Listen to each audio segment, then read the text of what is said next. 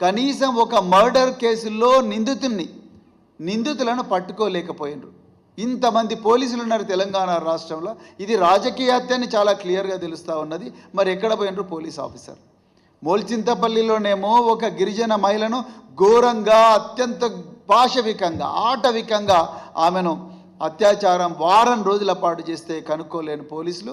అదేవిధంగా ఒక రాజకీయ హత్య జరిగి ఇప్పటికీ 40 రోజులైనా నిందితులు ఎవరో కనుక్కోలేని పోలీసులు. అదేవిధంగా పోలీస్ స్టేషన్లలో విచారణకు వచ్చిన మహిళ చావును అడ్డుకోలేని పోలీసులు. మెదక్ జిల్లాలో కమ్యూనల్ రైట్స్ జరుగుతుంటే అడ్డుకోలేని పోలీసులు. అదేవిధంగా హైదరాబాదు మహానగరంలో గత 48 గంటల్లో 5 మర్డర్లు, 2 హత్యాయత్నాలు జరిగినాయి. హైదరాబాదు మహానగరంలో మీరు చూస్తే కాలాపత్తర్ పోలీస్ స్టేషన్ లిమిట్స్లో రఫీక్ బిన్ షిమ్లాన్ అనే వ్యక్తి మర్డర్ జరిగింది. అదేవిధంగా వాజిద్ అనే వ్యక్తి అటెంప్ట్ మర్డర్ జరిగింది అదే కాలాపత్తర్ పోలీస్ స్టేషన్ లిమిట్స్లో. ఫక్రుద్దీన్ మర్డర్ అదే షాలిబండ పోలీస్ స్టేషన్ లిమిట్స్లో జరిగింది. అలీం యొక్క murder Asif Nagar police station లిమిట్స్లో జరిగింది. అదేవిధంగా కిజర్ అనే ఒక వ్యక్తి మర్డర్ కాచిగూడ పోలీస్ స్టేషన్ లిమిట్స్లో జరిగింది. అదేవిధంగా రోజా అనే ఒక మహిళ murder Tukaram Gate police station లిమిట్స్లో జరిగింది. అంటే మీరు ఒకసారి చూస్తే ఒకటే 24 గంటల్లో దాదాపుగా 5 మర్డర్లు, 2 అటెంప్ట్ మర్డర్లు. అంటే మరి ఎక్కడ ఉంది శాంతి భద్రత వ్యవస్థ? ఎక్కడ పోయినరు పోలీసులు?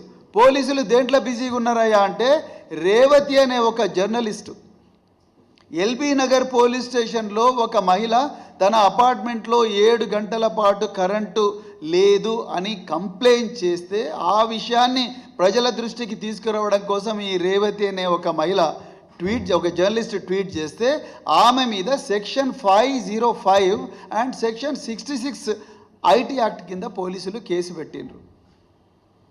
నిజానికి సెక్షన్ 505 ఎవరి మీద పెడతారు?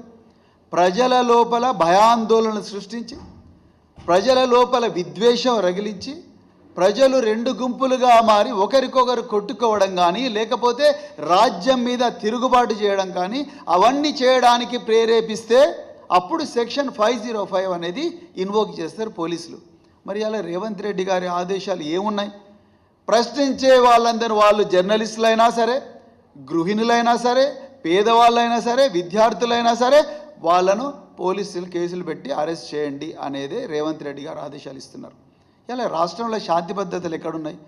అదే ఒకవైపు చూస్తే కేసీఆర్ గారు గత 10 సంవత్సరాలుగా తెలంగాణ ముఖ్యమంత్రిగా ఉన్నప్పుడు దాదాపుగా 45,793 మంది పోలీసులను ఆగమేఘాల మీద వారిని రిక్రూట్ చేసి పోలీసు వ్యవస్థకు వేల కోట్ల రూపాయలు ఇవ్వడమే కాకుండా ప్రపంచమే ముక్కు మీద వేలేసుకునే విధంగా మన తెలంగాణ భవన్ పక్కనే ఉండే ఇంటిగ్రేటెడ్ కమాండ్ అండ్ కంట్రోల్ సెంటర్ను సృష్టించి ఆ కంట్రోల్ సెంటర్లో ఎక్కడ ఏ సమస్య, తెలంగాణలో ఎక్కడ ఏ సమస్య ఉన్నా దానికి సంబంధించిన సమాచారం వచ్చే విధంగా కాకుండా పోలీసులను కార్యోన్ముఖులుగా చేసి వాళ్ళని నేరాలు ప్రివెంట్ చేసే విధంగా మరి అక్కడ కేసీఆర్ గారు ప్రయత్నం చేస్తే, అదేవిధంగా 10,66,792 సీసీటీవీ కెమెరాలను ఆదిలాబాద్ నుండి అలంపూర్ దాకా, అదేవిధంగా తాండూరు నుంచి కోదాడ దాకా, కొడంగల్ నుంచి కోదాడ దాకా ప్రతి గ్రామంలో కూడా సీసీటీవీ కెమెరాలు పెట్టి నేరాల నివారణకు తోడ్పడితే, ఇలా అదే తెలంగాణలో రేవంత్ రెడ్డి గారు చేతిలో ఉన్న హోంశాఖలో అదే పోలీస్ స్టేషన్లలో కూడా సీసీటీవీ కెమెరాలు పనిచేయడం లేదంటే అసలు జరుగుతున్నది ఏంటి అసలు తెలంగాణలో? సిసిఎస్ సెంట్రల్ క్రైమ్ స్టేషన్ ఎదురుగానే ఒక SI or CI ACB trap అవుతాడు. ఇంకా ఎక్కడ ఉన్నది అసలు? ఎక్కడ పోలీసు వ్యవస్థ ఉన్నది? పోలీసు వ్యవస్థ మీద కంట్రోల్ ఎక్కడ ఉన్నది? పోలీసు వ్యవస్థ ఎక్కడ మరి ప్రజల ప్రాణాలను రక్షిస్తున్నది? ఒకసారి మీరందరూ కూడా మరి ఆలోచించాలి. అదేవిధంగా డిఎస్పీ నాగర్ కర్నూల్ చిన్న కారుపాముల అనే ఒక గ్రామంలో మే 13వ తారీఖు నాడు 6 మంది దళిత యువకులను చేతులు కాళ్ళు ఇరిగే విధంగా జూపల్లి కృష్ణారావు గారి మనుషులు, అదేవిధంగా కాంగ్రెస్ పార్టీ కార్యకర్తలు ఘోరంగా కొడితే అందులో ఒక మైసమ్మ దేవాలయం యొక్క ఆలయం కమిటీ చైర్మన్ కూడా ఉన్నాడు. ఇంతవరకు కూడా ఆయనను అరెస్ట్ చేయలే. ఆయన నిందితులు ఆయన కూడా ఒకడు. ఇంతవరకు కూడా ఆయన అరెస్ట్ చేయలే. మరి ఎక్కడ ఆయన A1 ప్రధాన నిందితుడు అయిన మైసమ్మ దేవాలయం యొక్క చైర్మన్ను కనీసం ప్రశ్నించడానికి కూడా పోలీస్ స్టేషన్కు తీసుకొస్తలేరంటే ఇంకెక్కడ ఉంది? మరి ముఖ్యమంత్రి గారు మీరేమన్నా రివ్యూ చేస్తున్నారా ఈ నేరాలను? ఇది 5 మర్డర్లు 2 అటెంప్ట్ మర్డర్లు 24 గంటల్లోనే అవుతున్నాయి అంటే మీరు ఎప్పుడైనా అధికారులను పిలిపించి అడిగినరా? ఎందుకు నాగర్ కర్నూలు జిల్లాలో ఇట్లా అవుతున్నాయి? అచ్చంపేటలో గువ్వల బాలరాజు గారు మాజీ విప్ గారి ప్రాంతంలో ఎందుకు బీఆర్ఎస్ పార్టీ కార్యకర్తల మీద ఘోరంగా దాడులు జరుగుతూ ఉన్నాయి?